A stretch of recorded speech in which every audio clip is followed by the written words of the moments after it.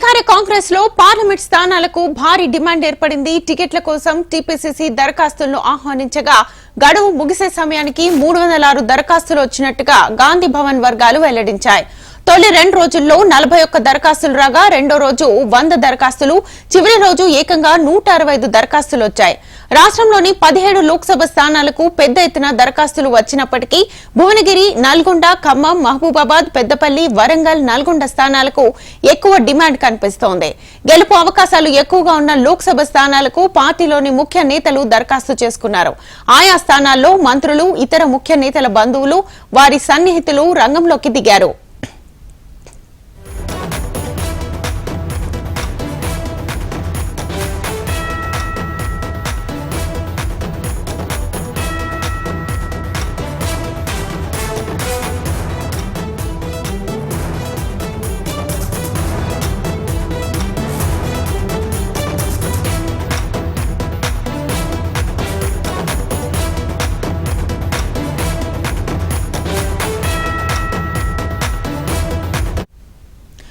అధికార కాంగ్రెస్ లో పార్లమెంట్ స్థానాలకు భారీ డిమాండ్ ఏర్పడింది. టికెట్ల కోసం టీపీసీసీ దరఖాస్తులను ఆహ్వానించగా గడువు ముగిసే సమయానికి 306 దరఖాస్తులు వచ్చినట్లుగా గాంధీ భవన్ వర్గాలు వెల్లడించాయి.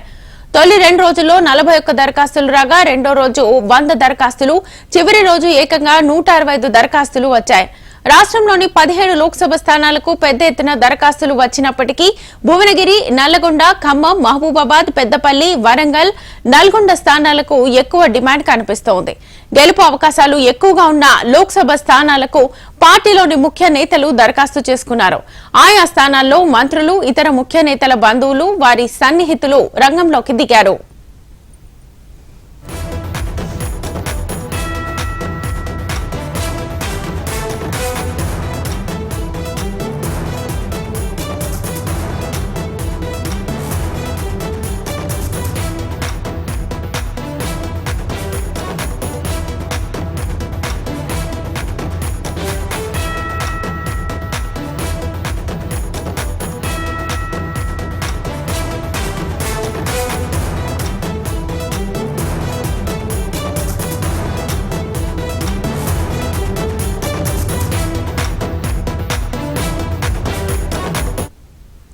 అధికార కాంగ్రెస్ లో పార్లమెంట్ స్థానాలకు భారీ డిమాండ్ ఏర్పడింది. టికెట్ల కోసం టీపీసీసీ దరఖాస్తులను ఆహ్వానించగా గడువు ముగిసే సమయానికి 306 దరఖాస్తులు వచ్చినట్లుగా గాంధీ భవన్ వర్గాలు వెల్లడించాయి. తొలి 2 రోజుల్లో 41 దరఖాస్తులు రాగా రెండో రోజు 100 దరఖాస్తులు, చివరి రోజు ఏకంగా 165 దరఖాస్తులు వచ్చాయి. రాష్ట్రంలోని 17 లోక్సభ స్థానాలకు పెద్ద ఎత్తున దరఖాస్తులు వచ్చినప్పటికీ భువనగిరి, నల్లగొండ, ఖమ్మం, మహబూబాబాద్, పెద్దపల్లి, వరంగల్, నల్గొండ స్థానాలకు ఎక్కువ డిమాండ్ కనిపిస్తోంది. గెలుపు అవకాశాలు ఎక్కువగా ఉన్న లోక్సభ స్థానాలకు పార్టీలోని ముఖ్య నేతలు దరఖాస్తు చేసుకున్నారు. ఆయా స్థానాల్లో మంత్రులు, ఇతర ముఖ్య నేతల బంధువులు, వారి సన్నిహితులు రంగంలోకి దిగారు. ఇదే అంశానికి సంబంధించి ఫుల్ డీటెయిల్స్ మా ప్రతినిధి ప్రేమ్ లైవ్ ద్వారా అందిస్తారు. ప్రేమ్,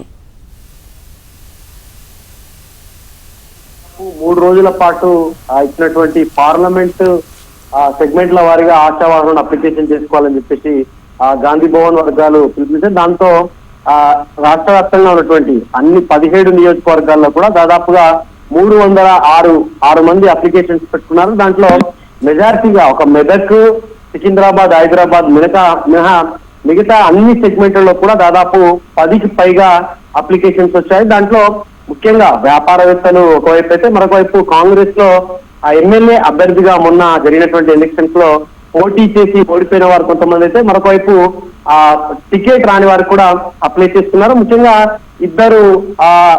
ముఖ్యంగా ఉన్నటువంటి ఉన్నత అధికారులు కూడా ఒకరు రిజిస్టర్ అయితే, మరొక వైపు మాజీ డిహెచ్ గడల శ్రీనివాస్ కూడా తను ఖమ్మం అభ్యర్థిత్వానికి తాను పోటీ చేస్తానని చెప్పేసి కూడా తన సన్నిహితులు వెళ్ళినటువంటి వారితో అప్లికేషన్ గాంధీ భవన్ లో ఇప్పించారు.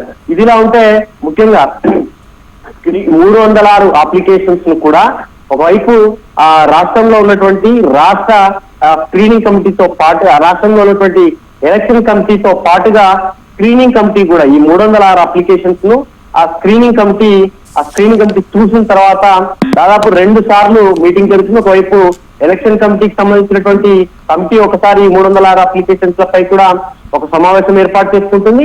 దాంట్లో ఏదైతే అభ్యర్థిత్వాలు ఆశావాల వాటిని జల్లెడ పట్టిన తర్వాత మరొక వైపు స్క్రీనింగ్ కమిటీకి ఇస్తుంది. స్క్రీనింగ్ కమిటీ చివరగా సర్వేలు చేస్తుంది. ఏదైతే గతంలో సునీల్ కనుగోలు టీం ఎట్లయితే అసెంబ్లీ ఎన్నికల్లో కూడా దాదాపుగా అన్ని నియోజకవర్గాల నుంచి అప్లికేషన్స్ ఇస్తుంది. అప్లికేషన్స్ తర్వాత Sunil Kanugolu team screening election committee తర్వాత స్క్రీనింగ్ కమిటీ తర్వాత సునీల్ కనుగోలు టీము సర్వే చేసిన తర్వాతనే వారికి టికెట్ ఇస్తుంది. సేమ్ అసెంబ్లీ ఎన్నికల్లో ఎట్లయితే ఆ స్క్రీనింగ్ కమిటీ స్క్రీనింగ్ చేశారో దాంతో పాటుగా సర్వే టీం సర్వే చేశారో ఆ విధంగానే పార్లమెంటు స్థానాలు నియోజకవర్గాలకు సంబంధించినటువంటి అభ్యర్థిత్వాల ఎంపిక కూడా అదే విధంగా కొనసాగుతుందని చెప్పేసి మొన్న TPCC chief Revanth Reddy CM చెప్పడం జరిగింది. ఇక దీంతో పాటుగా ముఖ్యంగా ఉమ్మడి ఖమ్మం జిల్లాకు సంబంధించి కనుక మనం చూసుకుంటే పెద్ద ఎత్తున హేమాహేమి నాయకులంతా కూడా పోటీ పడుతున్నారు. ఒకవైపు మల్లు భట్టి విక్రమార్క డిప్యూటీ సీఎం వల్ల ఆ భార్య మల్లు నందిత, దాంతో పాటుగా ఒకవైపు ఉమ్మడి ఖమ్మం జిల్లా ఉన్నటువంటి మంత్రుల కుటుంబ సభ్యులు, మాజీ కేంద్ర మంత్రి రేణుకా చౌదరి, బీసీ కోటాలో తాను గతంలో చేసినటువంటి ఖమ్మం రైతుల ఉద్యమాన్ని బేస్ చేసుకొని ఆ మాజీ రాజ్యసభ సభ్యుడు విహెచ్, ఇట్లా ఒక్కొక్క నియోజకవర్గానికి ఖమ్మం గాని, వరంగల్ గాని, మహబాద్ గాని, మా నల్లగొండ, భువనగిరి, చేవెళ్ళ, సికింద్రాబాద్ ఈ నియోజకవర్గాలకు పెద్ద ఎత్తున తెచ్చుకోవడం. ఒకటి నిజామాబాద్, మెదక్, హైదరాబాద్ ఈ పార్లమెంట్ సెగ్మెంట్స్ కి వచ్చేసరికి మాత్రం రైట్ ప్రేమ్, థ్యాంక్ యూ.